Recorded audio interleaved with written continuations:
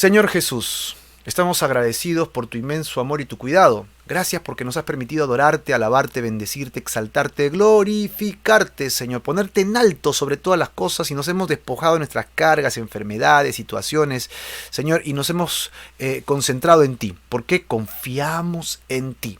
Así que rogamos que nos guíes a través de tu palabra hoy día, Señor, aquí en el Evangelio de Lucas capítulo 22, porque queremos entrar, Señor, en cuentas de lo que tú tienes para nosotros. Queremos, Señor, que tú guíes nuestra vida, que me guíes a mí, por favor, para poder hablar de tu palabra de manera adecuada y que nosotros podamos seguir tus pasos y tu camino como tú quieres que sea. En el nombre de Jesús.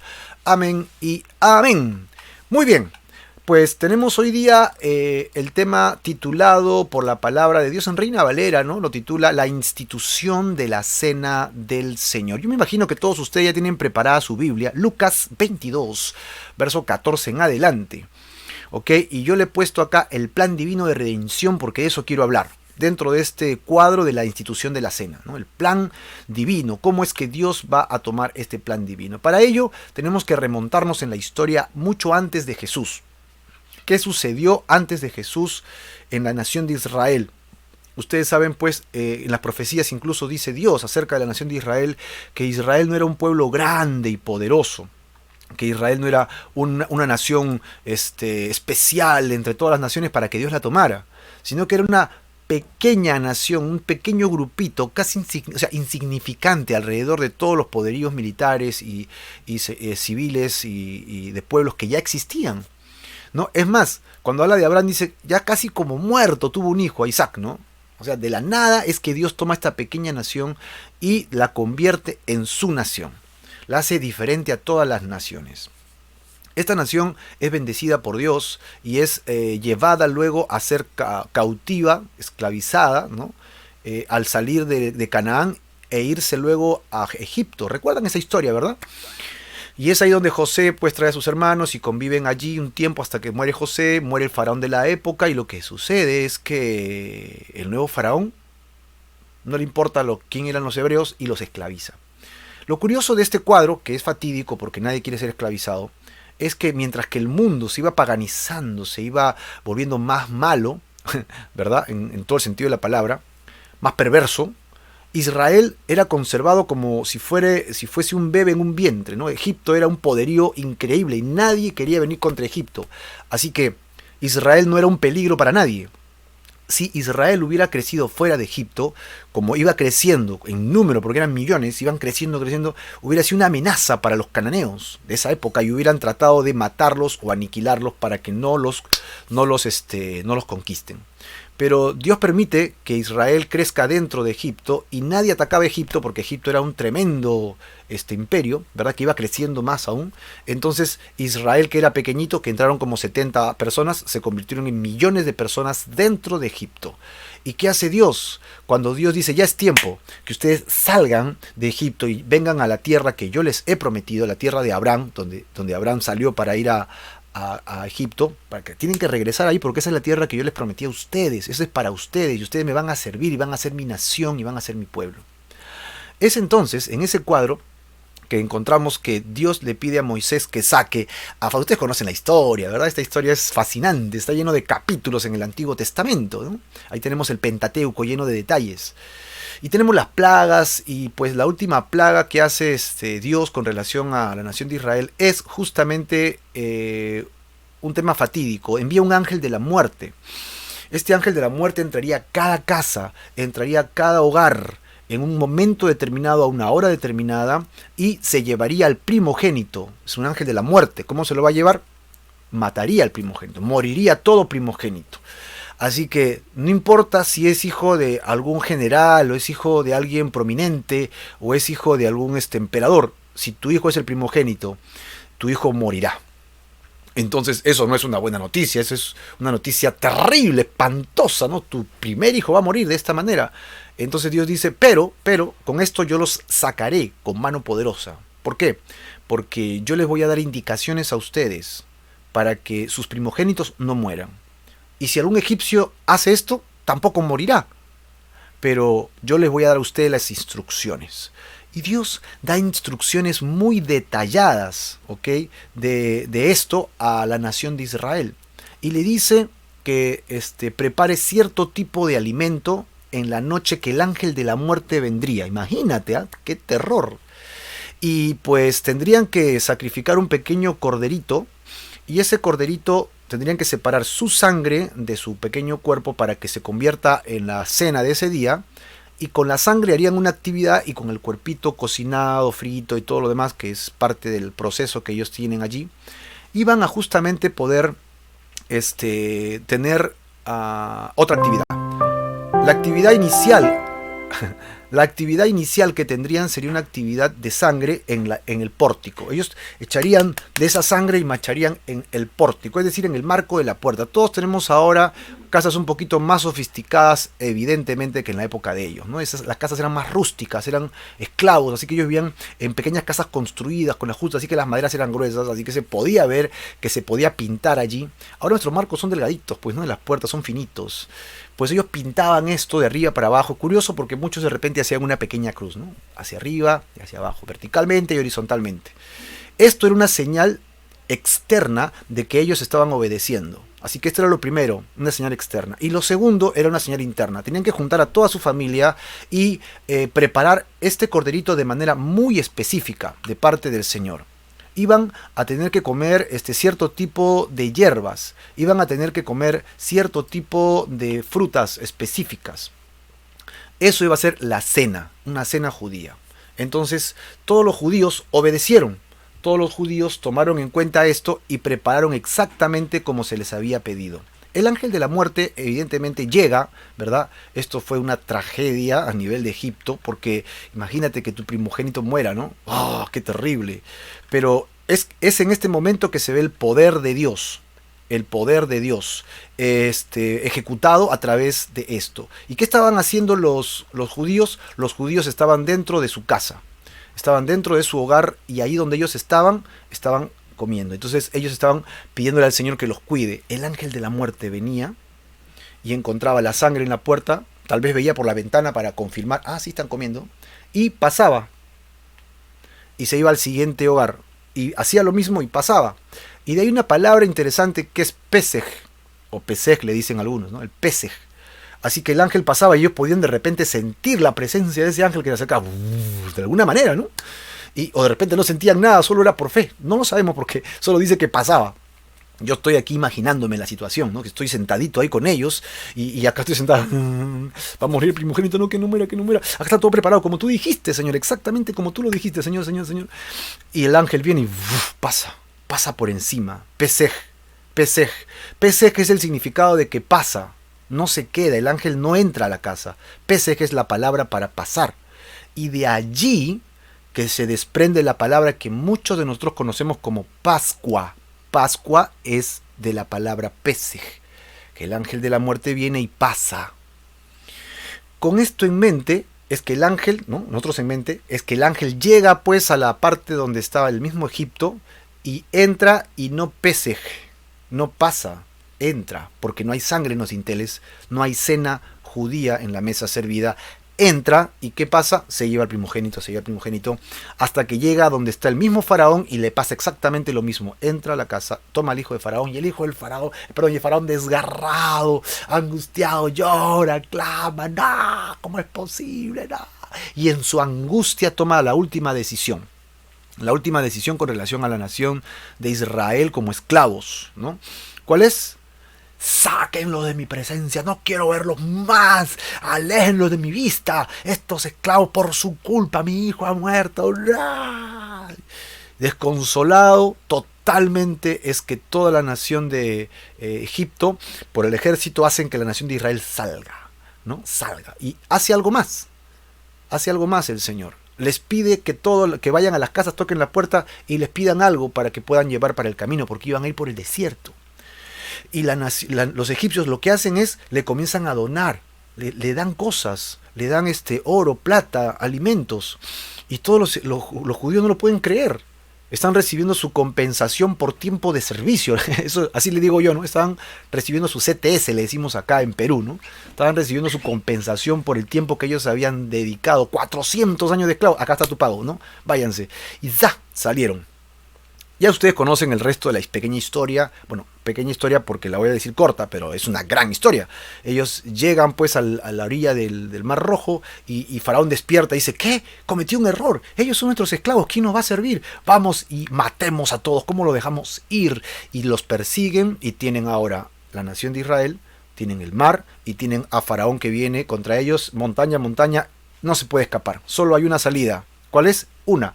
O enfrentar a Faraón, que era una locura porque no era un ejército, eran padres, ancianos, niños y los hombres adultos solo eran esclavos, no tenían actividad de guerra y no tenían herramientas para pelear. Y dos, confiar que Dios hiciera algo. ¿Y qué hizo Dios? Por mano de Moisés y la vara, abre el mar y Dios pone una columna de fuego para que los egipcios no pudieran alcanzarlos hasta que toda la nación de Israel cruzara el mar hasta el otro lado en seco. Y cuando cruzó, el último beberio puso el pie en tierra, fuera de la orilla del mar, entonces dice que ¡fum! Sale la columna de fuego y entonces Faraón con todo su ejército los manda y atáquenlo, mátenlo y van cruzando y con miedo el general, con miedo todos cruzando y cuando están cruzando, ¿qué hace Dios? Ya sabes, ¿no? ¡Fua! Suelta las aguas y aniquila todo el ejército con el poder de la naturaleza. Increíble todo este acontecimiento. Todo lo que está pasando acá está en la retina de los pequeños niños que están viendo esto. Niños de 10, 12 años están viendo este espectáculo alucinante, llenos del temor, la adrenalina corriendo, el corazón bombeando, los padres gritando y María toma la pandereta y comienza a cantar y a danzar, de lo cuales se han hecho himnos, canciones y adoraciones, ¿no? De la canción de María o Miriam, que es la hermana de Moisés, ¿no? Que Dios hundió en el fondo del mar al carro del faraón, ¿no? Y su ejército. Y todas las mujeres le siguieron. Seguido a esto, ellos llegan al monte Sinaí, y en el monte Sinaí, después de 7 paradas, llegan al monte Sinaí, y en el monte Sinaí, ¿qué es lo que encuentran? Que en el monte Sinaí es el monte que Moisés estaba acostumbrado a ir cuando era pastor, donde la zarza estaba encendida pero no ardía, y es donde él va a buscar a la presencia de Dios. Ahí pasan muchos acontecimientos, pero el más importante de todos ellos es que Dios le dice a Moisés, ¿recuerdas cómo te saqué de Egipto? Y Moisés de repente asentía, ¿no? Sí, Señor. ¿Recuerdas cuál fue el último acontecimiento para que te liberaran? Porque ya el hecho de quererlos matar era otra actividad, no era otra acción. Pero como esclavos y su libertad fue en ese evento del Pesej, cuando el ángel pasó. Sí, Señor, recuerdo el Pesej, fue escalofriante. Todos estábamos llenos de temor, confiando que tú nos ibas a cuidar, pero de todas maneras había, ¿cómo será? ¿Cómo será? Sí. Eso yo quiero que tú lo recuerdes todos los años, Moisés. Ajá, ya, Señor. ¿Y cómo voy a hacer eso? Yo quiero que todos los años, la misma fecha, hagas la misma actividad que hiciste en esa cena. Y cuando estén haciendo esa actividad, el padre de familia, el dueño de la casa, va a tener que decirle a todos los que están en la mesa esa historia. ¿Cómo es que yo los liberé? ¿No? ¿Cómo es que yo los liberé? En este primer momento iba a ser narrativo, porque todos tenían clarísimo lo que había sucedido, imagínate, ¿no? O sea, acaba de suceder, al siguiente año todos tenían que volver a hacer la similitud de la casa, en los alimentos, con detalles específicos de un alimento que sería llamado el Pesej, o la Pascua judía, y allí ellos le contarían a sus hijos de 10, 12 años lo que ya habían vivido. Esos niños, que son de 10, 12 años, son los niños que entrarían a Canaán. Los padres que están haciendo esta actividad pasarán todavía 40 años más en el desierto y ellos morirán en el desierto, debidamente porque ellos dudaron de Dios repetidas veces, murmuraron, su corazón seguía siendo esclavo del mal y su cuerpo era libre, pero su corazón estaba atrapado todavía con las conductas de Egipto. Y es así que Dios dice, esta nación morirá en el desierto, pero sus hijos, porque yo le prometí a Israel que entrarán, pero sus hijos entrarán. Así que los niños de 10, 12 años, un poco más, un poco menos, no el promedio, son quienes van a entrar ya de 70 años, 60 años de repente a la tierra de Canaán con la retina grabada exactamente con lo que vieron en la salida, cómo Dios los liberó. Y ellos con toda esa confianza, habiendo visto el poder de Dios a través del desierto, antes de entrar a Canaán, peleando contra los gigantes, ellos entran a la tierra de Canaán y conquistan la tierra de Canaán en el poder de Dios, ¿no? Y Dios utiliza a esta nación de esta manera, y año tras año, ahora estos niños estaban encargados como hombres de hacer esta Pascua, y se sentaban con sus hijos y le contaban la historia. Esta historia le contaban. Y es así como han pasado ya más de 2000 años, ¿no? Estamos hablando de 2000 años de Cristo, pero antes de Cristo sucedió esto. Puedes imaginarte, son como 3000 años, es un poco más. Así, todos los años, todos los hebreos que se consideran hebreos hacen esta fiesta, celebran esta, buscan en el calendario según su calendario lunar y van a la fecha que Dios le dijo, ¿no? El 10 de Nisan, ¿no? Hasta el 14 de Nisan, y van acomodando las fechas. El jueves preparan el cordero, el viernes cenan, ¿no? El sábado, que es descanso, están conmigo. Y toda esta celebración, todas estas cosas específicas que están en la ley, o sea, en el Pentateuco, escritas por Moisés, son lo que literalmente ellos celebran. Celebran la fiesta de la Pascua. Así que imagínate este cuadro. Ya tienes este cuadro en mente, ¿verdad? Porque con este cuadro en mente tenemos que entrar al texto. Jesús va a celebrar la Pascua.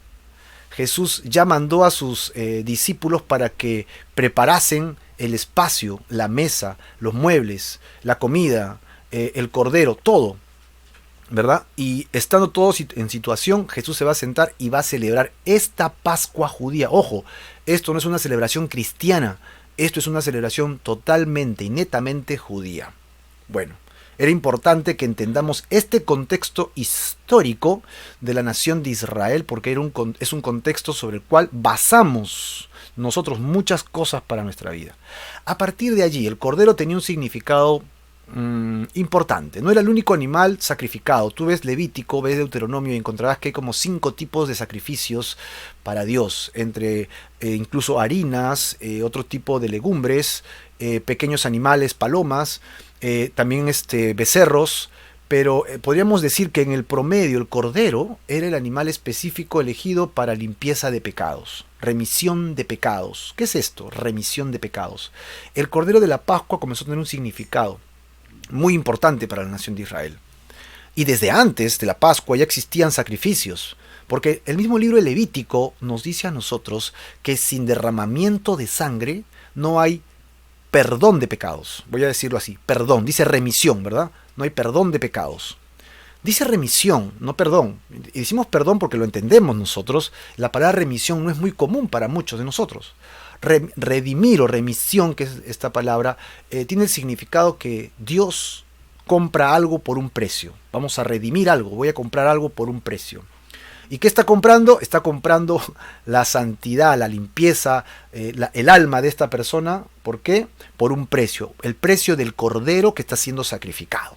Sin derramamiento de sangre no hay remisión de pecados. Así que si un judío quería ser limpiado de pecados, ¿qué tenía que hacer? Tenía que sacrificar un cordero. La sangre de ese cordero iba a ser el pago para pagar mi pecado. Acuérdate que todo lo que se hace se paga, hermano. No hay nada sin pagar.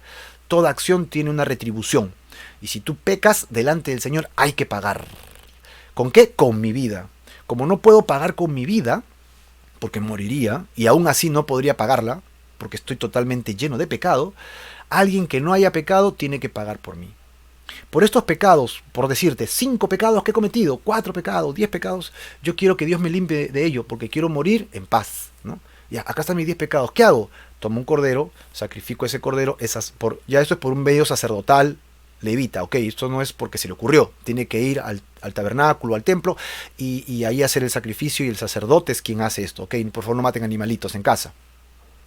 Ese pequeño animalito sufriente, agonizante, con una muerte holocaustica, haría que su sangre sea derramada. Tal vez mis sandalias y el humo de la sangre y el hedor todavía llegaban a mí y decía, ¡ay, qué espantoso es esto!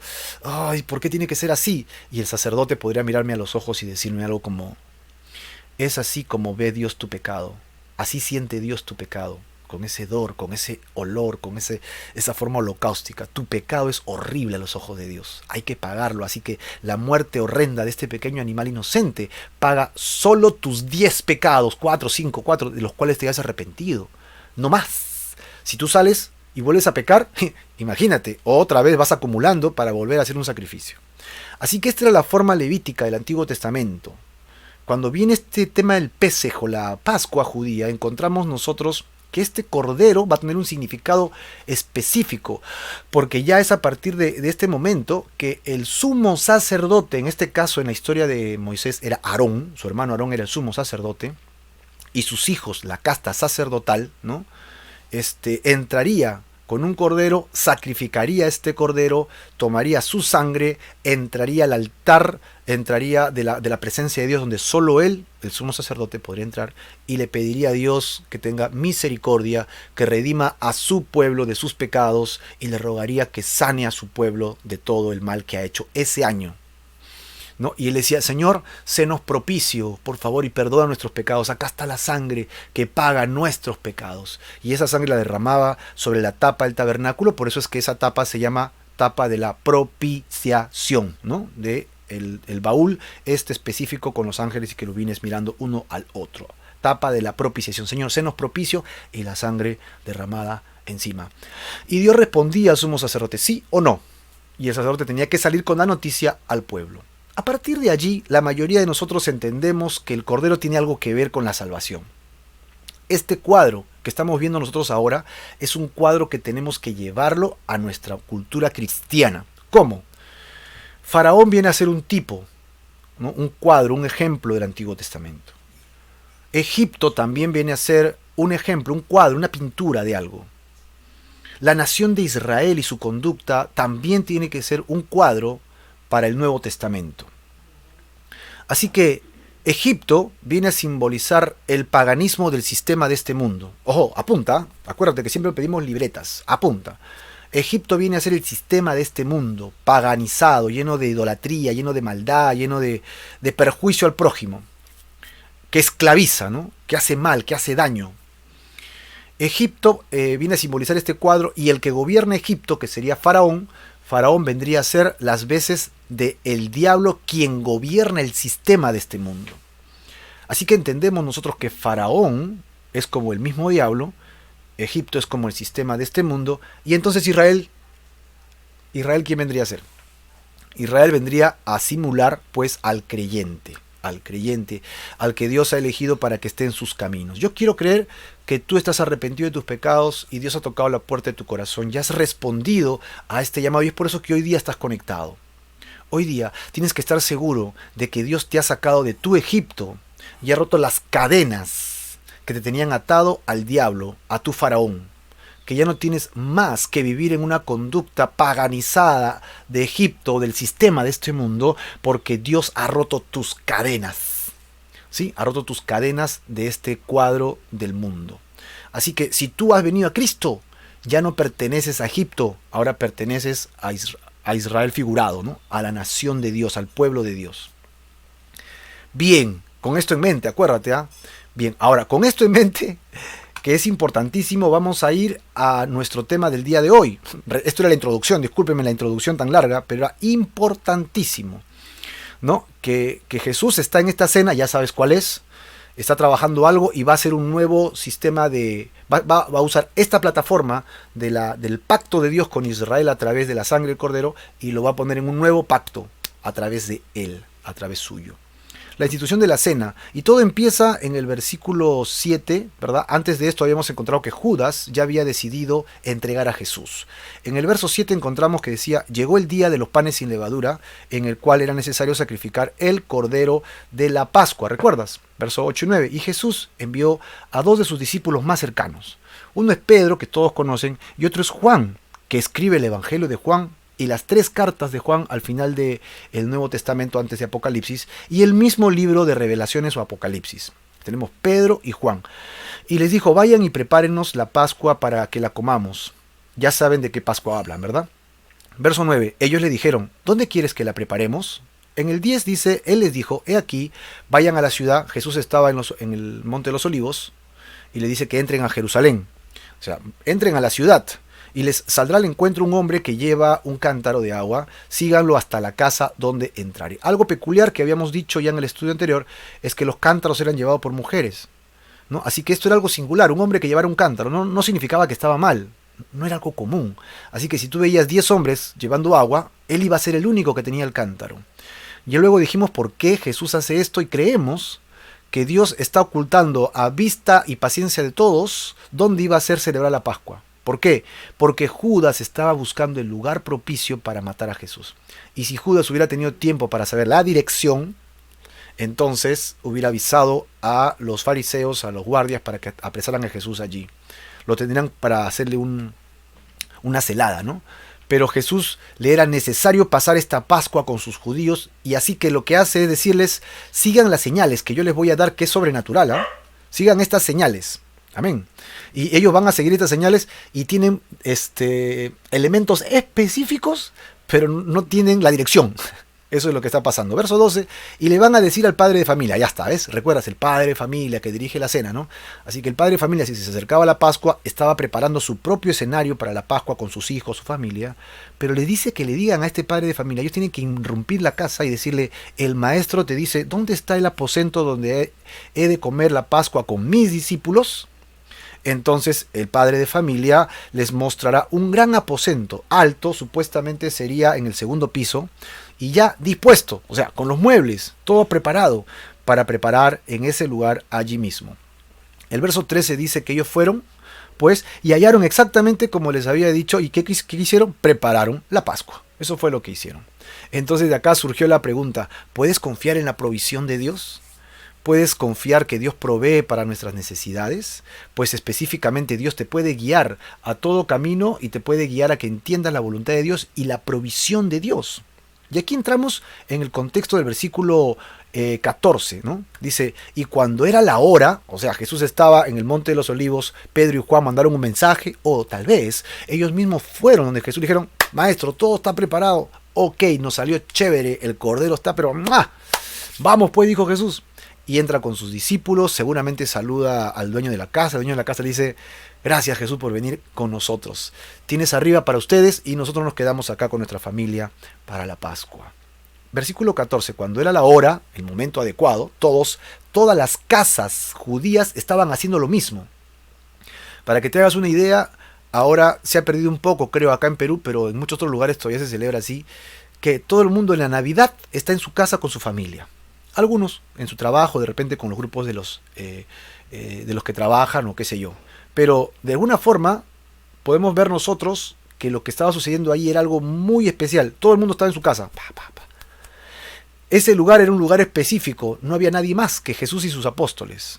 Y dice que él se sentó a la mesa y con él también los apóstoles.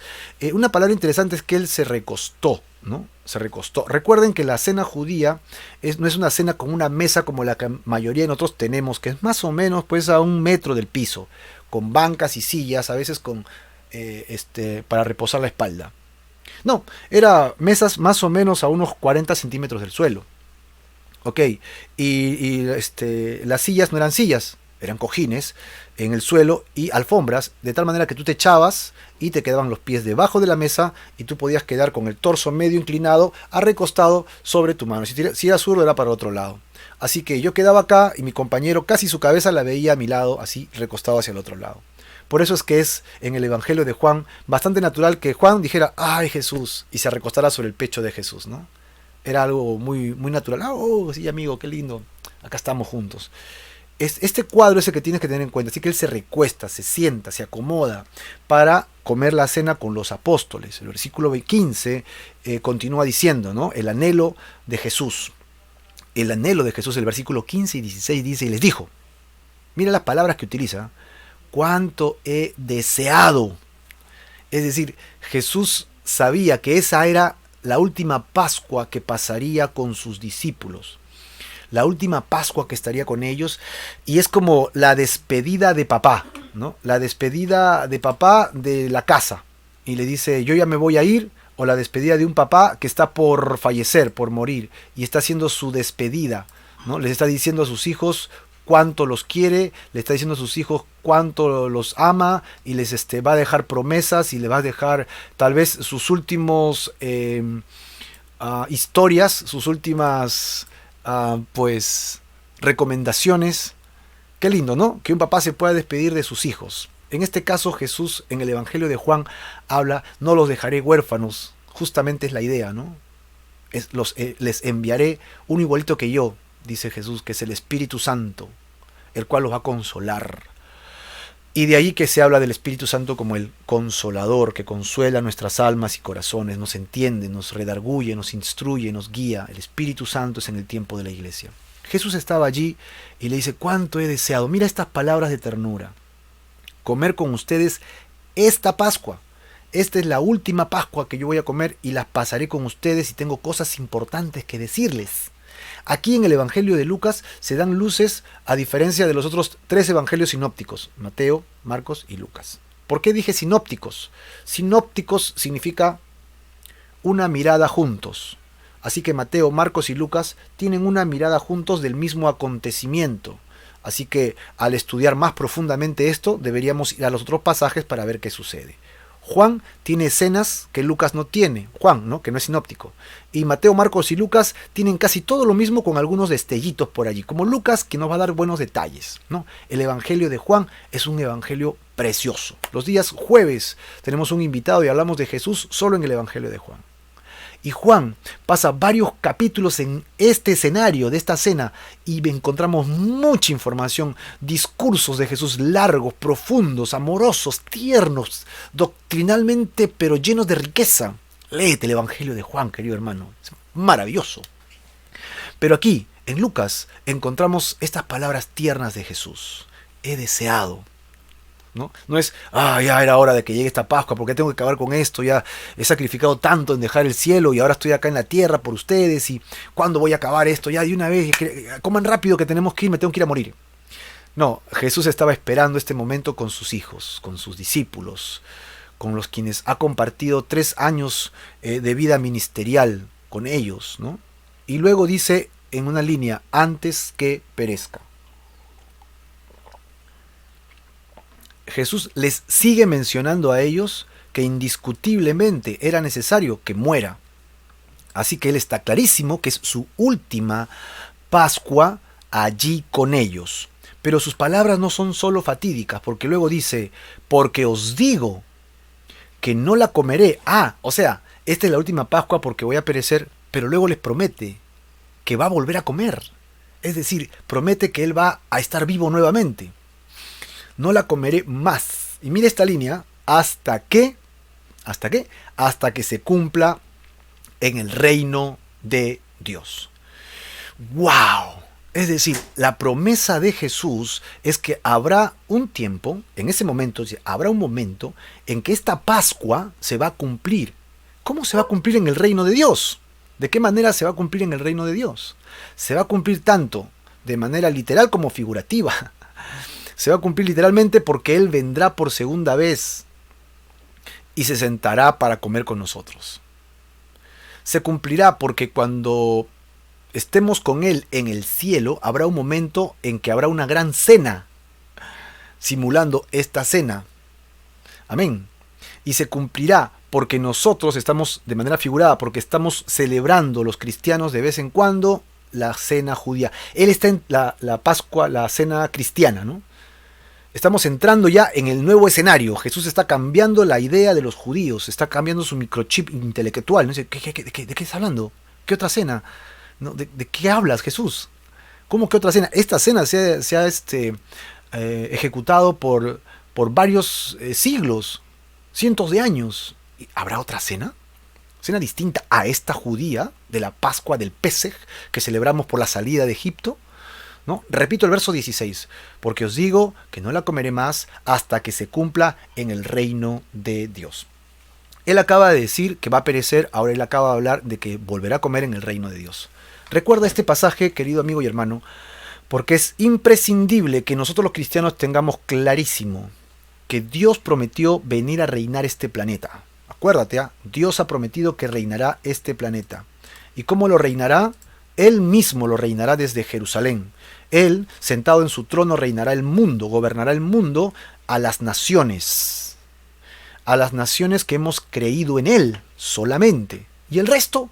El resto no estará en la tierra. Seguirá existiendo, pero ya no bajo la cobertura de Dios en la tierra, Si tú nunca has recibido el mensaje de salvación y vives a tu manera sin Dios, tu destino eterno es fatal. Es lo que dice la Biblia. Habrá un día, un juicio en el que despertarás físicamente para que vengas a la presencia de Dios en un trono y rendirás cuenta por todo lo que has hecho. Y luego, como nunca confiaste en Jesús, no habrá quien pague por ti, por tus pecados. Y llorarás. Y será lamentable, porque ya no hay forma de escapar de ese juicio. Y serás lanzado a un lugar que se llama lago que arde con fuego y azufre, donde estarás despierto por los siglos de los siglos, consumiéndote constantemente. Marco, no cuentes esas cosas que son feas. Sí, lo siento, pero está en el Evangelio, está en la palabra, son las cosas que están, es la verdad. Pero tanto ha sido el amor de Dios que no quiere que el hombre vaya para allá, que ha dado una salida, hay un punto de fuga, hay una manera de no llegar hasta allá. Toda la humanidad se dirige hacia ese lugar, sin Dios. Y Dios sabe que un cordero puede limpiarte tus pecados solo por un breve de tiempo, hasta que vuelvas a pecar, que sucede casi de inmediato. Así que Dios va a enviar a alguien, otro ser humano, que nazca sin pecado, que viva sin pecado, y que sea como ese cordero. ¿Recuerdas lo que se dedica esa frase generalmente domingos en las mañanas? He ahí el Cordero de Dios, que quita el pecado del mundo, dijo el primo de Jesús, Juan el Bautista. Así que Jesús sería ese cordero, ya no un cordero pascual del Antiguo Testamento, sino el cordero que ahora puede quitar tus pecados no solo una vez, sino una vez y para siempre.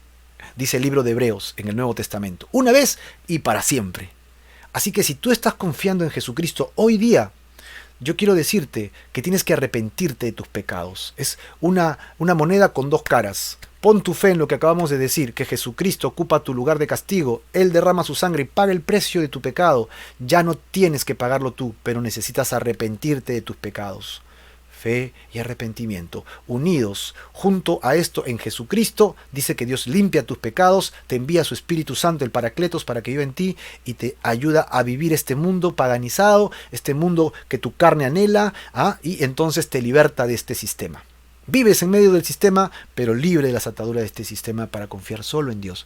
Así es como el Señor quiere librarte de este mundo. Y cuando tú y yo muramos en este cuerpo físico, nuestro espíritu y nuestra alma ascienden a la presencia de Dios por la sangre de Jesús. No hay otro camino, no hay otra forma, no hay otra fórmula, no hay otro medio, no hay otro nombre por el cual el hombre pueda ser salvo, sino en el nombre de Jesucristo. Por su sangre, por su sacrificio en la cruz. Si tú no has depositado tu fe, hoy día es un buen día para empezar. Hoy día es un buen día para que le entregues tu vida a Dios. Renuncies al pecado y recibas la vida eterna y salvación que solo vienen en Él. ¿Por qué? Porque los que creemos en esta locura, dice Romanos, ¿no? Es locura para el mundo, pero poder de Dios para el que cree, ¿no? Romanos 1:16, si no me equivoco. Los que creemos en esto, confiamos en la promesa divina, entonces ¿qué va a suceder?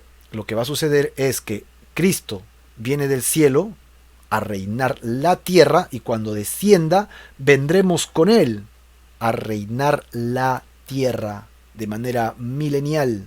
Con Él estaremos, dice, y de allí para siempre todavía. Así lo dice el libro de Apocalipsis, Primera de Tesalonicenses, y si quieres hablar del cuerpo, entra a Primera de Corintios 13, ¿no? Donde vas a encontrar, Segunda de Corintios 13, donde vas a encontrar el tema del cuerpo y la carne. Maravilloso, promesas que el Señor tiene para con nosotros.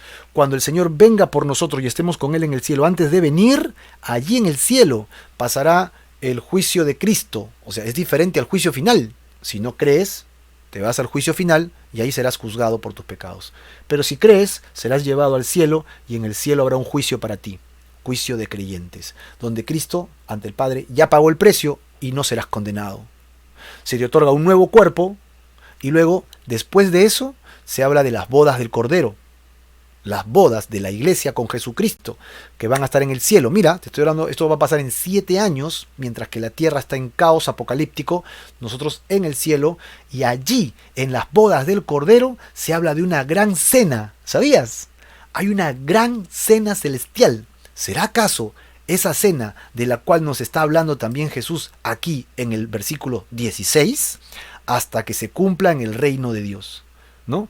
Yo no voy a comer más con ustedes hasta que se cumpla esta cena en el reino de Dios. Así que ahí arriba, recuerda que en el cielo, cuando Él nos lleve después del rapto, tendremos cuerpos físicos, como Jesucristo cuando resucitó.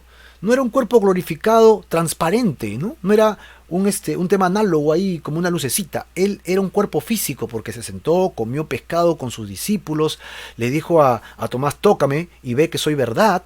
Y él fue y lo tocó y lo vio y lo adoró. O sea, Jesús se sentó con ellos y luego antes de partir fue al mar de Galilea, se sentó con ellos y les preparó desayuno, comió pan y pescado. Él tenía un cuerpo físico. Y así ha prometido darnos un cuerpo físico. Jesucristo ascendió a los cielos con ese cuerpo físico. Él está en los cielos con ese cuerpo glorificado, tangible, físico. Y nos ha prometido que tendremos un cuerpo igual que el de Él, según 1 Juan, porque le veremos tal como Él es. Y estaremos con el Señor y allá arriba en el cielo comeremos. ¿Cómo? ¿Cómo podremos comer en el cielo? No tengo idea, hermano, pero es la palabra de Dios y es su promesa. Así que yo la creo. Allí en el cielo habrá una cena y comeremos. Probablemente es la cena que se está prometiendo aquí en el versículo 16. Después de esa cena, entonces descenderemos con Jesucristo acá a la tierra y Él tomará control del planeta. Y los de esa generación que no creyeron serán lanzados al Hades. Y nosotros vendremos con Él y Dios hará una limpieza terrenal, ¿no? Terráquea, totalmente, la capa de ozono, los mares, los ríos, todo el sistema será sanado por el Señor y nosotros vendremos a reinar con... ¿Quién quiere reinar con Cristo acá en la tierra? 1000 años reinando con Cristo en este planeta reconstruido, reparado, rehecho, desde los cimientos, ¿ah? Yo quiero reinar con Cristo aquí en la tierra. Esto suena locura, cada vez que lo mencionamos suena como fantástico, ¿no? O sea, esto es algo irreal, Marco. ¿De dónde sacas esas historias? De nada más ni nada menos que de acá, de la palabra de Dios. Esto no es un cuentito para niños. Esto es verdad pura y revelada, palabra revelada de Dios. Está allí escrito para que la tomemos y la creamos. ¿Crees en esto? ¿Crees en estas verdades? ¿Crees que Dios tiene el poder para hacerlo? Pon toda tu confianza en Jesucristo. Predica este evangelio del reino a todos los que puedas. Algunos escucharán, otros lamentablemente no lo querrán escuchar, pero no es nuestra decisión, es la de ellos. Que nos permitan compartirles con amor, que no tienen que morir en sus pecados, sino que tienen vida eterna en Cristo Jesús y podrán gobernar con Cristo. Habrá una cena y por ahí dicen que Jesucristo será el que sirva. Imagínate, ¿no? El rey se sienta, se pone su mandil y comienza a pasar la bandeja. Yo, qué avergonzado me siento, Jesús, por favor, no hagas eso, yo lo hago. No, y Jesús, siéntate, Marco, siéntate. Sí, yo recuerdo a Pedro que también quiso hacer lo mismo, pero con los pies y la lavada, ¿no? Pero, Señor, ¿seguro? Sí, siéntate, yo sirvo, yo estoy encantado de que ustedes estén conmigo, ¿no? Él servirá, Él estará con nosotros, Él compartirá con nosotros su reino. Esto es espectacular, hermano. Si tú crees que los cristianos tenemos corta visión, que somos gente muy abstractas, gente muy cuadriculada, que no creemos en desarrollarnos, en crecer, ¿qué mejor expectativa de la eternidad? Aquellos que solo quieren riquezas para este mundo son cortos, son cortísimos, porque solo van a vivir, ¿qué? ¿20 años más? ¿10 años más en las riquezas de este mundo y luego la perdición eterna? Me parece un mal negocio. Y lo pongo en estos términos, porque Jesús a los 14 años le dijo a sus padres terrenales: estoy en los negocios de mi Padre. ¿Cuál es el negocio de su Padre eterno? Las almas. Ese es nuestro negocio. Nuestro negocio es entender las Escrituras, meditar en ella, compartirla y que la gente lo acepte y crezca en el conocimiento de la gracia de Dios. ¡Qué maravilloso! Esto es realmente espectacular. Los que creemos en esto, vivimos por esto. Anhelamos estas cosas para con Dios y su gloria. El verso de 22, 17 al 18. Va a pasar en un cuadro interesante. Este cuadro interesante va seguido de algo que yo quiero leerles porque lo tengo acá en un libro, ¿sí? Que es el orden de la fiesta de la Pascua. Yo necesito que entendamos un poquito este orden antes de entrar a este versículo 17. Lo tenemos ahí en escrito, tú lo tienes en tu Biblia, me imagino, pero quiero que veas este pequeño cuadro de la fiesta judía y para ello quisiera que me acompañes a nuestro fondo de escena judía, ¿verdad? nuestro fondo de la familia que está celebrando la Pascua. ¿Por qué? Porque había un orden ya preestablecido para esta cena. No era improvisado la cena judía, cada uno no hacía lo que quería, sino había una serie de 7 eventos dentro de la cena judía. Acuérdate, 7 eventos. Si estás apuntando, apúntalo por allí. Había como 4 momentos en los que se levantaba la copa para tomar. No solamente uno, como la mayoría entendemos. Recuerden que la Santa Cena cristiana es un extracto de la cena judía.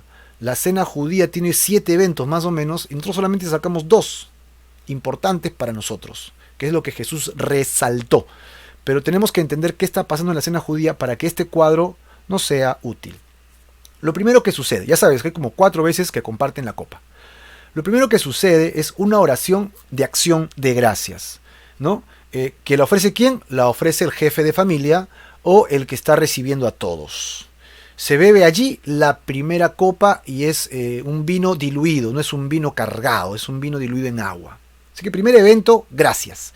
Sentémonos todos, vamos a dar gracias. Segundo, una comida de hierbas amargas. ¿Cuál es la intención de las hierbas amargas? ¿Quién quiere comer algo amargo? Es una cena de celebración y esto está horrible, ¿no? Como darle brócoli a los niños. No quiero. Así que cosas amargas. ¿Por qué tenían que comer cosas amargas?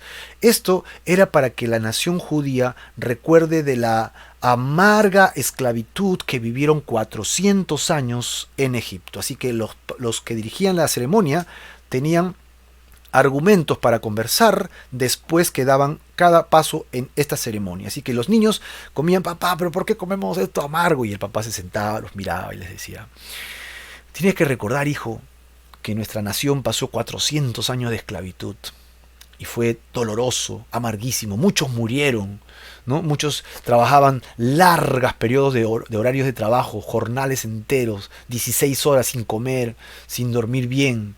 Y así morían los ancianos, los jóvenes desnutridos tenían que trabajar. Les daba todas estas historias, ¿no? Así que, papá, y esto significa así. El niño tenía algo literalmente que expectaba su vida y a la vez entendía el principio. Tercero, la pregunta de un hijo. Ya estaba preparado y el hijo preguntaba, ¿por qué es esta noche diferente a todas otras noches? Y entonces el padre le narraba la historia del Pesej, las 10 plagas, y le especificaba cómo era que habían sido libertados, ¿no? En el momento que muere el hijo de Faraón y son llevados hasta el Mar Rojo y libertados. Esto podría ser narrado o podría haber sido contado con el Tanakh, ¿no? Con la ley judía y la leía. Ya esto dependía de cada familia. Miren, estamos hablando de la cena judía. Así que lo primero que hemos visto que es la oración de acción de gracias. 2, comidas amargas. 3, la pregunta del hijo. 4, había un cántico. Todos cantaban. Evidentemente cantaban los salmos, ¿verdad? No se cantaban un yarabí, un guainito, una salsa. No, ellos cantaban los salmos. Y habían diferentes salmos que se cantaban durante la Pascua. El Salmo 113, 114, 115, 116, hasta el 118. Y el canto de la primera parte de Aleluya, del Salmo 113, que dice algo como Aleluya, ¿no? Alabad siervos de Jehová, alabad el nombre de Jehová, sea el nombre de Jehová bendito desde ahora y para siempre, desde el nacimiento del sol hasta donde se pone, sea alabado el nombre de Jehová, excelso sobre las naciones es Jehová, sobre los cielos su gloria. ¿Quién como Jehová nuestro Dios, que se sienta en las alturas? Y lo cantaban y se miraban a los ojos y se reían, porque ¿quién es como nuestro Dios? Pues no hay otro Dios como Él, que nos libertó y nos cuida hasta ahora. El Salmo 113, el Salmo 114, con este aleluya, ¿no? Alabado sea Jehová. Y el lavamiento de las manos. Había un ritual de lavamiento de las manos, con las manos hacia arriba, que el agua cayera hacia el codo para la purificación. Inmediatamente había una segunda copa, ¿no? En la que todos compartían. Así que al empezar nada más se repartía la copa para todos. Y esta copa servía para varias tomas.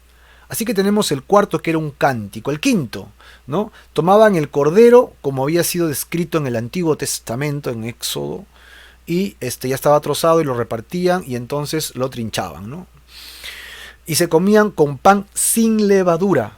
Pan sin levadura, ¿no? La levadura tiene muchas connotaciones en la Biblia y en esa época habla del pecado, ¿no?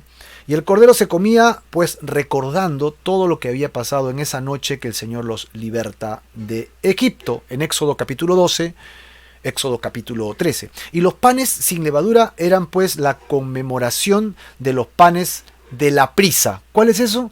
Que salían tan rápido que no les dio tiempo para preparar comida. ¿Qué hicieron? Tomaron los panes que habían y los metían en las bolsas y salieron corriendo porque no querían que el faraón otra vez se arrepintiera y los tomara presos otra vez como cautivos y esclavos. Faraón dijo que nos vamos, sí, atrapa todo lo que hay, vámonos. Los panes era lo primero que había, con sus bolsas de panes. A eso le llamaron los panes de la prisa, y entonces acá hay la conmemoración de los panes sin levadura. No les dio tiempo para cocinarlos, se lo llevaron así. Sexto, la continuación de la cena, ¿no? En que cada uno come tanto como quiere, pero no debe quedar nada del cordero. Finalmente, después de esta comida, que es la sexta, allí hay una tercera copa. Ahí, ¿no? Así que al comienzo se da la copa, después una segunda copa, después terminan de comer todo, y después de que acaban de comer todo, el que celebra la ceremonia levanta la copa y hace una última ceremonia con la copa, una penúltima ceremonia con la copa. Y finalmente la ceremonia acaba, ¿ok? Con la santa, con la canción, perdón, con una última canción de los Salmos 115 al 118, ¿verdad? Donde se dice algo como: no a nosotros, oh Jehová, no a nosotros, sino a tu nombre da gloria, por tu misericordia, por tu verdad. ¿Por qué han de decir las gentes: ¿dónde está ahora su Dios? Nuestro Dios está en los cielos. Todo lo que hizo, ha hecho. Todo lo que quiso, hizo. Los ídolos de ellos son plata y oro, como los egipcios, ¿no? Obra de mano de hombres. Tienen boca, pero no hablan. Tienen ojos, estos dioses, ¿no? Mas no ven. Tienen orejas, mas no oyen. ¿Quién como nuestro Dios? Y ellos cantan y confían en el único Dios que está en los cielos y el único Dios que está en la palabra de Dios. No hay otro libro como este libro. No hay otro libro que Dios haya inspirado, solo es las Escrituras, Antiguo y Nuevo Testamento para la iglesia. Así que no confiemos en otro libro nuestra eternidad, solamente lo podemos hacer en este libro, que es la palabra inspirada por Dios, la cual es inerrante en su inspiración. Transcripción y comentarios, sí hay errores, pero en la inspiración no. Es totalmente fiable, puedes confiar en esa palabra. Así que con esta ceremonia en mente es que tú y yo tenemos que leer el resto de este pasaje, porque Jesús va a hablar ahora de esta ceremonia. Mira, en el versículo 17, y habiendo tomado la copa, dio gracias. ¿Recuerdas cuál era la primera parte? Dar gracias. ¿Y qué hacía? Daba gracias con la copa. Así que esta primera parte es la primera repartición de la copa.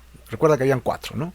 Y habiendo dado la copa, dio gracias y dijo: tomen esto, ¿no? Él toma y todos toman un poquito y repartió la copa y dijo: tómenla entre ustedes, verso 18, porque os digo que no beberé más del fruto de la vid hasta que el reino de Dios venga. ¡Wow! Y ellos están: ya, queremos que el reino de Dios seas tú ahora, que derroques a Roma, te sientes en el trono y nosotros gobernaremos contigo, Señor. No, ese no era el plan. Ese era el plan que ellos tenían en su corazón. El plan de Jesús iba más lejos.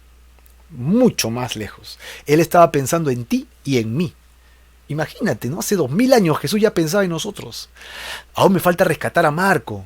Marco todavía tiene que predicar en línea, ¿no? En el año 2020.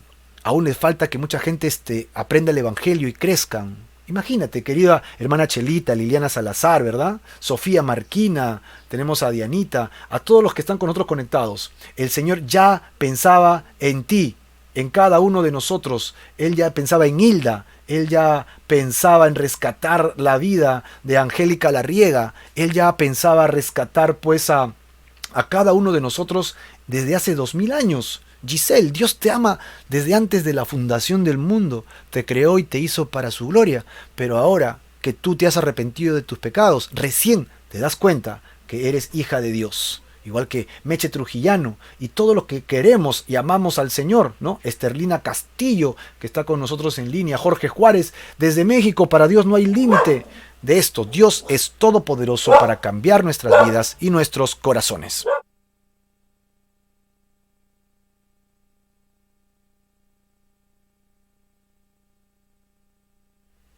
Así que él dice acá, el reino de Dios. No beberé más del fruto de la vid hasta que el reino de Dios venga.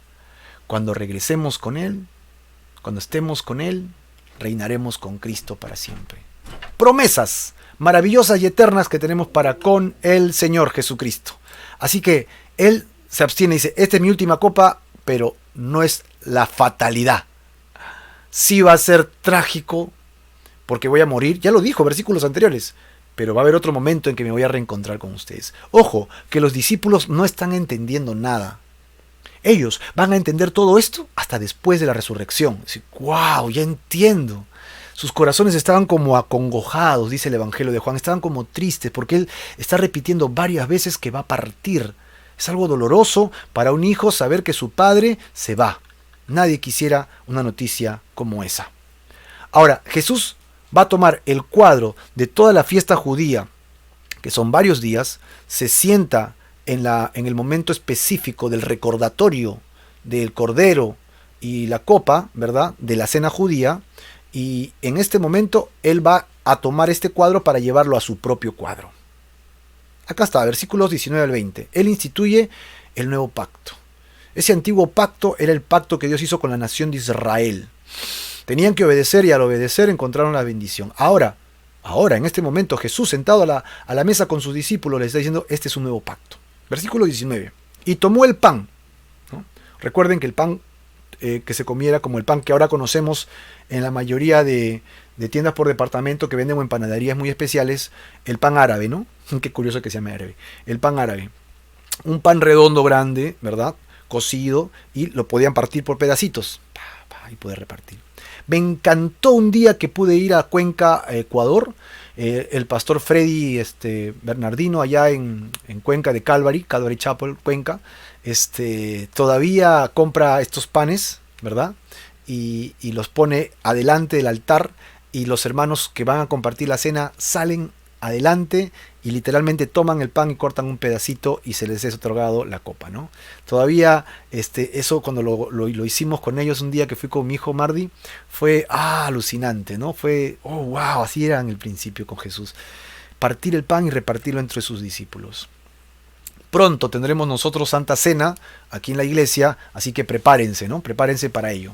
Así que tomó el pan y dio gracias, y lo partió y les dio, diciendo, esto es mi cuerpo que por ustedes es dado. Jesús toma ahora el cuadro del pan que representaba el cordero del pacto que Dios hizo con Israel en Egipto y le dice, ahora ya no es un cordero, ahora va a ser mi cuerpo. Acá está resaltado, esto es mi cuerpo que por ustedes es dado. Yo voy a entregar este cuerpo. Wow, o sea, Jesús está aclarando que Él vino a este mundo con un propósito. El propósito de Jesús es la cruz. Ese cuerpo tenía que ser sacrificado como el cordero pascual.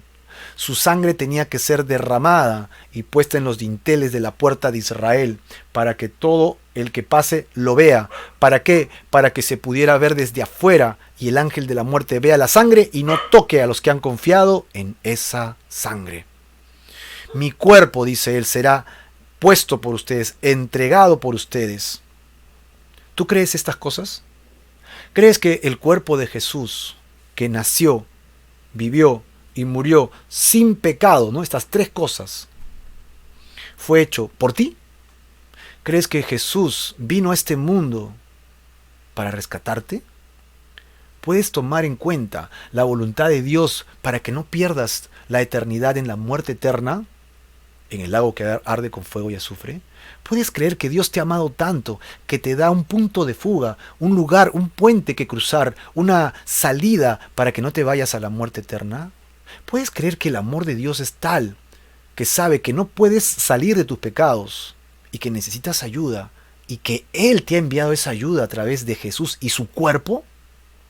El cuerpo de Jesús es el pago por tus pecados y por los míos. El cuerpo de Jesús y su sangre, la cual será derramada en la cruz del Calvario hasta que no quede nada, porque el que puso la lanza al costado, dice que puso al costado y solamente salió agua o este líquido que tenemos en el cuerpo. ¿Por qué? Porque ya no había coagulación de sangre, solo le quedaba agua. que es lo que tenemos en el cuerpo. Y se sorprendió, ya no había más sangre que derramar. Toda la sangre de Jesús fue derramada. Su cuerpo fue entregado en el madero, según la profecía, para que todo aquel que en él cree, según Juan capítulo 3, versículo 16, no se pierda, mas tenga vida eterna. Léete Juan 3:16 adelante, porque no quiere Dios que el hombre se pierda, sino que proceda al arrepentimiento y tenga vida eterna. Dios no envió, el Padre no envió a su Hijo, Jesús, a su Hijo unigénito, para condenarte. La verdad es que ya estamos condenados. La muerte eterna es condenación. ¡Wow! Yo no quiero morir en mis pecados. Así que Jesús no fue enviado para condenarme, sino para ser salvos por medio de Él. Solo en Él hay salvación. Por favor, escucha el mensaje. Ven a Jesús. Entrégate tu voluntad total a la obra de Jesucristo en la cruz. Pero el que no ha querido creer, el que no ha querido tomar estas palabras bíblicas, porque las estoy recitando, no es mi palabra, es lo que está en la palabra de Dios, Juan 3, 17 y 18 en adelante, vas a encontrar que ya fue condenado, porque no ha querido creer en el nombre del unigénito Hijo de Dios. Qué lamentable. Pero vemos muchos seres humanos que, a pesar de la gran noticia que tenemos para no morir, no queremos aceptar. La luz vino a este mundo y alumbró nuestros pecados. Y muchos renunciamos y decimos, sí, Señor, soy pecador, acepto la salvación a través de Jesús. Pero dice que muchos otros le dan la espalda a esa luz porque aman más su carne que la vida eterna en Cristo, ¿no? Anhelan más su carne. Mira el mensaje. Jesús empezó diciéndoles, he anhelado este momento con ustedes. Es un momento en que voy a compartir con ustedes verdades eternas. Y estas verdades que está explicando Jesús son verdades que han trascendido el tiempo, y hoy mismo estamos citando a Jesús en estas palabras. Él tomó el pan, dio gracias y lo repartió y les dijo diciendo, este pan es mi cuerpo que por ustedes es dado. Literalmente entendemos que es una metáfora, que cada vez que compartamos el pan, termina diciendo Jesús abajo, hagan esto en memoria de mí. Es la idea de que cuando partamos el pan, recordemos la obra de Jesucristo en la cruz, que recordemos que es su cuerpo, y cuando compartas la cena y tomes ese pedazo de pan y lo lleves a tu boca y lo muelas, ¿verdad? Lo mastiques con tus molares, con tus dientes, ¿no? Y hagas eso y no quede más que una masa para que sea tragada, ¿no? Así fue molido el cuerpo de Cristo. Fue molido en la cruz por nosotros. Cuando lo comas, recuerda que así fue el cuerpo de Jesús. Esa es la idea de este versículo 19. Así que es importante que la iglesia comparta el pan siempre con esta historia para recordar la obra redentora de Jesús en la cruz. ¿Tú crees que Jesús murió por ti? De igual manera, versículo 20. Después que hubo cenado, recuerdas, ya estamos hablando en pasajes más adelante, estamos hablando creo que el punto 6 de nuestra lista del que hablamos. Ya acabaron la cena, se comieron todo el cordero, ya no queda más. Jesús ejemplificó su sacrificio en la cruz a través del pan. Mira cómo redujo todo a algo tan simple, ¿eh? Versículo 20, y de igual manera, después que hubo cenado, se acabó todo, tomó la siguiente copa, ¿no? Que sería, si no mal recordamos, la segunda copa, ¿no? O la tercera copa.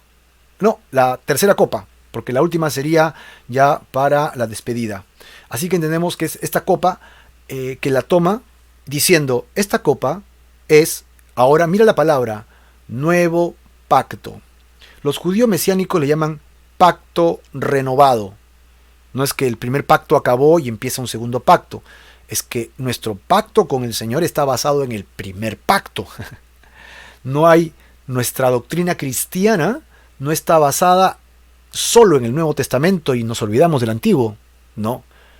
Toda nuestra doctrina cristiana está basada en la doctrina de Moisés, del Antiguo Testamento. Toda nuestra doctrina fundamental está basada en las Escrituras desde el Antiguo Testamento. Así que Jesús está tomando el principio del Pesej, la Pascua judía, para tomar ahora el ejemplo que necesitamos los cristianos para tener nuestra propia Pascua. Una Pascua cristiana. Y está tomando de toda esta fiesta 2 elementos. En este día, de los 7 puntos, solo está tomando 2. En el que comparte el pan y en el que comparte la tercera copa. Tomó la copa diciendo, esta copa es el nuevo pacto en mi sangre. Nuevo pacto en mi sangre, que por ustedes es derramada. ¿Recuerdan el verso anterior? La pongo, ¿no? El cuerpo, él dice, la pongo. Y su sangre la derramo. ¿Recuerdan? Dice, esto es mi cuerpo, verso 19, que por vosotros es dado. Él la da, la entrega. Y en el verso 20, cuando habla de su sangre, dice que la derrama. Así que aquí está, él da su cuerpo y él da su sangre. ¿Para qué? Para pagar el precio de nuestros pecados. El precio de nuestra maldad. ¿Y qué pide Dios de nosotros? Arrepentimiento genuino. Hecho mal. Voy a luchar contra ese deseo carnal y prometo que no lo voy a volver a hacer. Voy a pelear, Señor, ayúdame. Y entonces Él enviará su Espíritu Santo para que esté con nosotros. Así que de toda esta cena judía, lo que vamos a encontrar nosotros son 2 elementos importantes. El pan y la copa. El pan que representaba en el Antiguo Testamento el cordero, ¿verdad? Y la copa que representaba la sangre del cordero. Y Él lo va a poner en sí mismo. Va a decir, esta copa representa mi cuerpo y esta sangre representa, este vino representa mi sangre. Y luego dice, hagan esto en memoria de mí. Recuerden esto, cuando hagan esto recuerden lo que yo estoy haciendo por ustedes.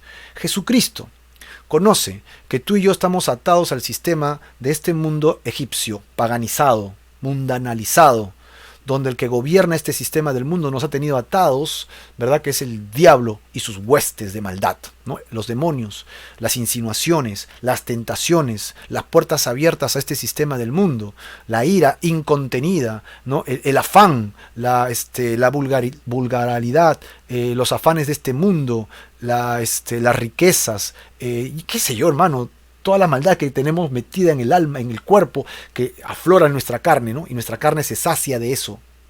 Yo tengo que renunciar a este sistema del mundo e ir a la cruz. Jesucristo es el Cordero que fue sacrificado para que cuando venga la muerte, porque ha de venir la muerte eterna, no me toque. Él es mi Pascua. Jesús es mi Pascua y Él me liberta de la muerte eterna. Seríamos, en todo caso, todos los que nos convertimos, los primogénitos que hemos sido librados de la muerte eterna y todos somos los primeros hijos de Dios. Todos somos especiales para Dios. Es tanto el amor de Dios que lo entregó todo por nosotros. ¿Tú crees esto? ¿Crees en esta muerte maravillosa de Jesús por ti? Ahora, en el momento que la iglesia pueda pronunciarse para una cena, yo te sugiero que vengas a esta cena, pero Pablo exhorta y dice que cuando compartan esta cena, compártanlo con este conocimiento de causa. Cuando compartas esta cena en la iglesia, compártelo con conocimiento de causa. Si tú no crees, no lo hagas. Y si tú crees en la redención en Cristo Jesús, no estés en una actividad de pecado cuando compartas el pan y la copa. Arrepiéntete y ven a compartir la copa. No es que estoy en pecado, por eso no comparto. No es la respuesta. La respuesta es, estoy en pecado, debo compartir. Dejo mi pecado y voy a compartir porque es un mandamiento. Esto purifica la iglesia. Tú y yo deberíamos estar anhelando ya la Santa Cena. Como lo es, hay varios hermanos que estamos diciendo, ¿cuándo hacemos la Santa Cena? Tenemos que organizarla. Hoy día en la tarde tenemos una reunión con los líderes de la iglesia para definir cosas. Así que prepárate para la Santa Cena y despójate de toda tu carnalidad, porque Pablo exhorta que algunos lo han hecho así, indignamente. Comieron estando en pecado, satisfaciendo su carne.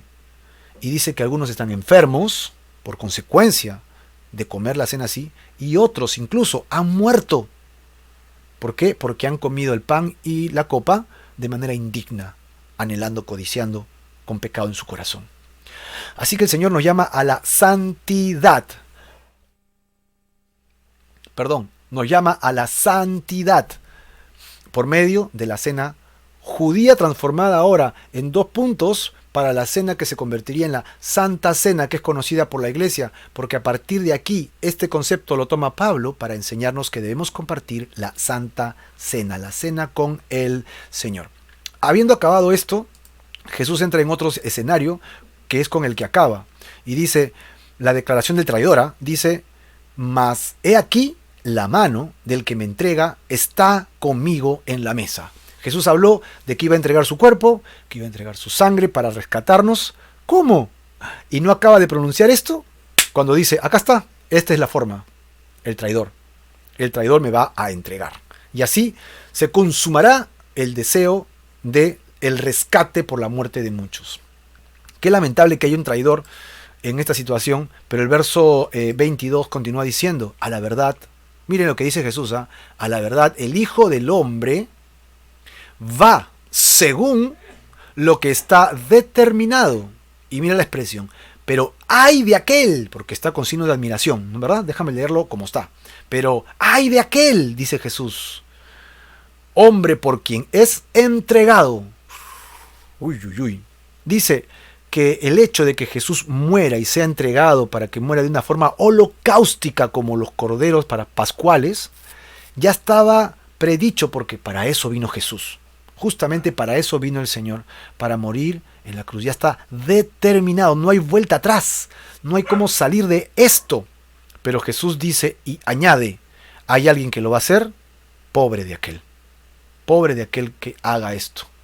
La traición estaba en su corazón, la desilusión de un gobierno literal había aplacado el corazón del ambicioso Judas, y ahora lo único que había era, sacaré provecho de esta situación y entonces venderé a Jesús. Ya sabemos que luego será por 30 monedas de plata, el precio que se paga por rescate de un esclavo, por la venta de un esclavo. Así que este Judas iba a traicionar a su maestro por el precio de un esclavo. Y Jesús se hizo esclavo por nosotros. Recibió la carga del pecado por nosotros. Y recibió el castigo por nuestro pecado en su carne. Y derramó su sangre para librarnos. Pero ay de aquel por quien hizo esto. Aquí encontramos que hay un destino eterno. Sin embargo, no quita para nada la voluntad del hombre. Judas pudo haber decidido no hacerlo. Pero él había decidido hacerlo. Y Dios ya lo sabía. Lo único que pasó es que Dios dijo, ok, yo sé que él lo va a hacer. Qué pena. Y él la pasará eternamente mal. La pasará eternamente mal. Entonces, no quita para nada la responsabilidad de las personas. Si tú quieres pecar, querido amigo y hermano, es porque quieres pecar. Dios no desea que pase. Te envía su Espíritu Santo, te envía la redención, te envía el poder de su Espíritu para que tú seas liberado de eso. Te da herramientas para que tú no camines más en la carne. Lee Primera de Pedro, hay 8 elementos para que no peques más. En los primeros capítulos. Así está en la palabra de Dios. Podemos vivir agradando a Dios, efectivamente, pero también podemos vivir haciendo nuestra carne. Como dice Jesús en el libro de Apocalipsis, te prefiero bien frío que a tibio, ¿no? Porque yo desearía que estés caliente, pero no tibio. ¿Por qué? Porque te sacaré de mi cuerpo como algo que no necesito. Te vomitaré de mi boca, dice el Señor. Querido hermano y amigo, no vivamos en ambigüedades. O eres hijo de Dios o no lo eres. Entendemos que un hijo de Dios está luchando con sus temores, con sus cargas, con su carne, con sus deseos, con sus pasiones, con su temperamento. Eso lo aceptamos, pero estás luchando y Dios te va a ayudar. A diferencia de un cristiano que suelta todo eso. Ya me cansé de luchar, voy a satisfacer mi carne y voy a decir que soy cristiano. Eso Dios no lo va a aceptar. Eso Dios no lo va a aceptar. Y acá tenemos a un hombre que decidió desobedecer a Dios y decidió dejarse llevar por su codicia, y entendemos que entregó a Jesucristo. Y ahora, versículo 23. Entonces, encontramos al resto de discípulos que no sabían que era Judas, ¿no?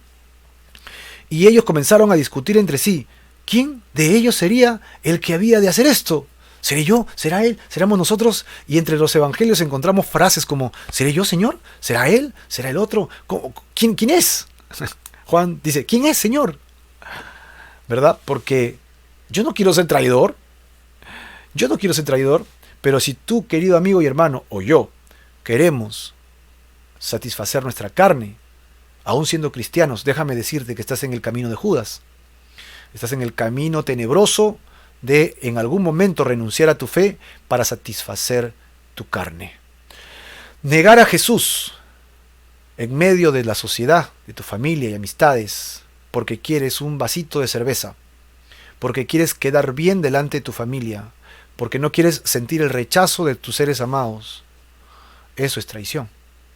Y tal vez en un comienzo uno tiene temores, pero conforme aprendemos estos principios que hoy día hemos desarrollado, ya no debería haber más temor en nuestras vidas, ni en nuestros corazones. Por lo tanto, hoy día, aceptas el rescate de Dios por tu vida. Aceptas que Dios quiere rescatarte y darte vida eterna en Él. La respuesta, yo anhelo y deseo que sea un rotundo sí. Deseo ser rescatado de las garras de la muerte, de las ataduras del pecado, y anhelo la vida eterna en Cristo Jesús. Pan y copa. Dos cosas que tienes que recordar. Toda tu vida, todo el ejemplo de la redención, simplemente están reducidos a dos elementos: pan y copa. Cuerpo y sangre. Cuerpo de Jesús, sangre de Jesús. Cuerpo que paga tu pecado, el precio de tu pecado, junto con la sangre que es el precio de la redención, según Levíticos. Tú y yo somos llamados a reconocer la obra de Jesús en la cruz. Somos llamados a arrepentirnos de nuestros pecados y a entregarle nuestras vidas al Señor.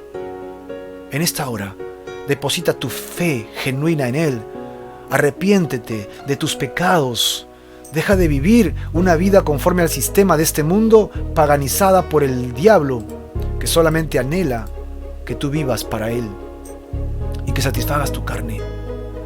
Ven hoy día, en este momento, arrepentido y poniendo toda tu fe al Señor Jesús. Tu fe en la obra de la cruz, por ti. Fe en eso, e insisto, fe en eso. Por favor, entiéndelo, no es otra fe. No es fe que Dios me provee, fe que Dios hace algo por mí. No es la fe de que yo conozco las Escrituras, la doctrina, la fe que creo. Es la fe de la obra de Jesús en la cruz. Esa fe de redención, de pago por tu pecado. Tú eres pecador y estás condenado a la eternidad de muerte espantosa. No tienes que ir allí. Dios no desea la muerte eterna del pecador, sino que se arrepienta y regrese a Él. Así que esta es la segunda condición. Primero la fe y después haz un pacto con Dios. Este es el pacto que Dios ha hecho contigo. Toma mano de este pacto que Él ha formulado para que lleguemos a Él. Haz este pacto con el Señor. Israel hizo el pacto allá en Egipto y fue rescatado. Tú y yo aceptemos este pacto de Dios y recibamos vida eterna y paz.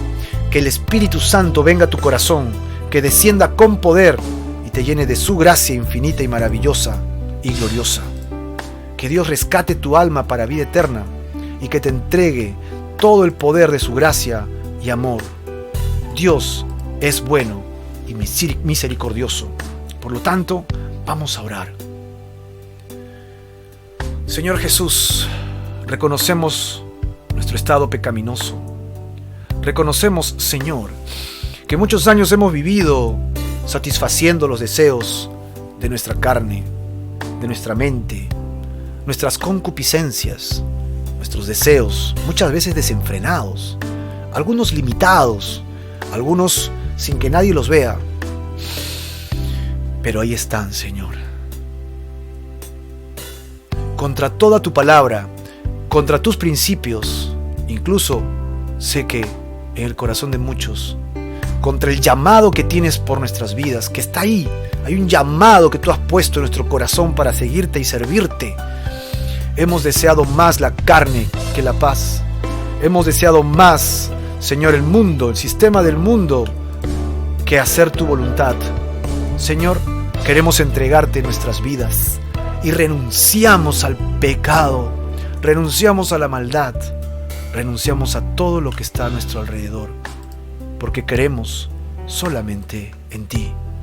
Queremos que tú nos atraigas a ti y que no nos dejes ir y que nos ates con tus lazos de amor eterno. Señor, recíbenos en tu salvación. Ponemos nuestra fe en ti para siempre. Ponemos nuestra fe y corazón en tu redención en la cruz y creemos en tu cuerpo y en tu sangre. Creemos en el pan y la copa que representan el pago de nuestra maldad y somos rescatados en ti y por ti para siempre. En el nombre de Jesús, recíbenos, Señor. Amén y amén.